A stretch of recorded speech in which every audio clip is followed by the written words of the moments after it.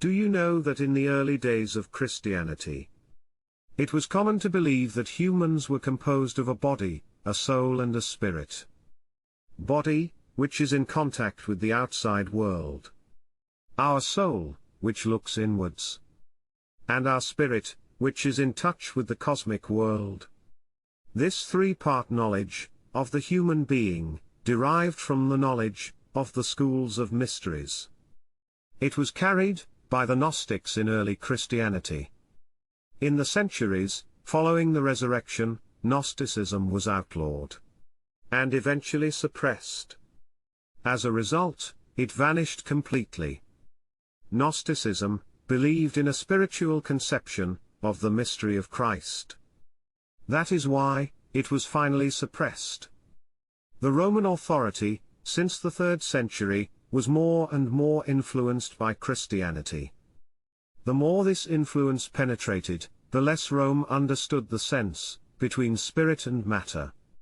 Some Gnostic Christians increasingly caused offense by continuing to speak of body, soul, and spirit. Circles where Catholic Christianity had become the official religion, there were several attempts to suppress the idea of the spirit. They felt that any reference to the spirit had to be suppressed. Otherwise, the old ideas of the tripartite division of man might be revived, and could threaten the temporal authority of the emerging church. As Christianity fell more and more under the influence of Rome, Rome's stated aim was to gradually eliminate the idea of the spirit, in order to make the new church equal to God. It becomes the representative of God's authority on earth. When we recognize that Western Christianity necessarily had to dethrone the spirit, we can better understand how materialist thinking came to dominate the Christian world. This progression culminated in the 8th Ecumenical Council, in 869. This council established the dogma that it was contrary to Christianity to speak of body, soul and spirit. The true Christian is one who speaks of man as consisting only of a body and a soul. You can find this text on Google. It is Canon 11 of the Council of Constantinople of 869. The wording may not seem so explicit. However, it was later interpreted in this manner.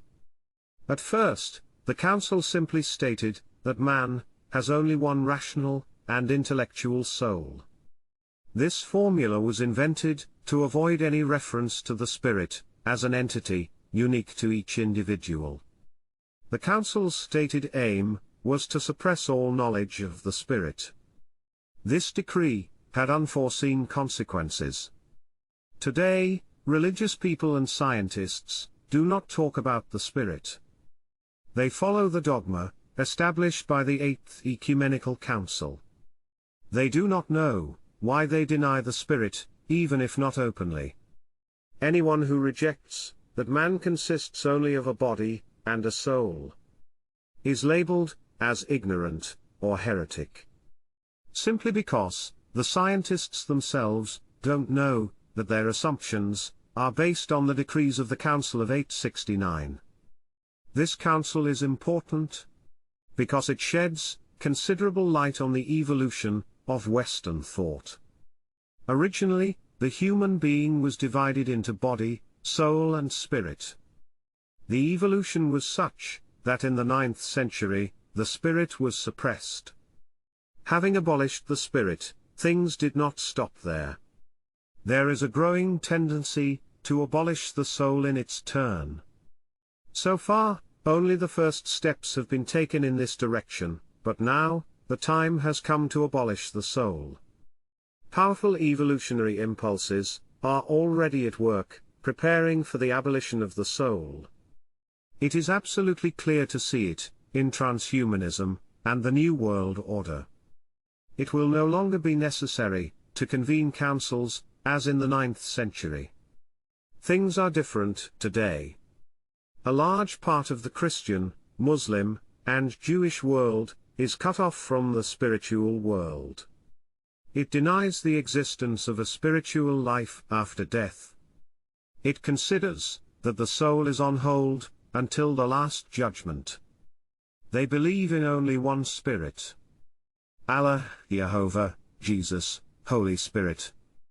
Apart from that, human souls are imprisoned in their bodies until they die. This is the atheistic perspective that has been developed over the centuries. And for many, check around you, believe that the soul lives in the brain. They call it the mind. All of this comes from the Council of Constantinople in 869.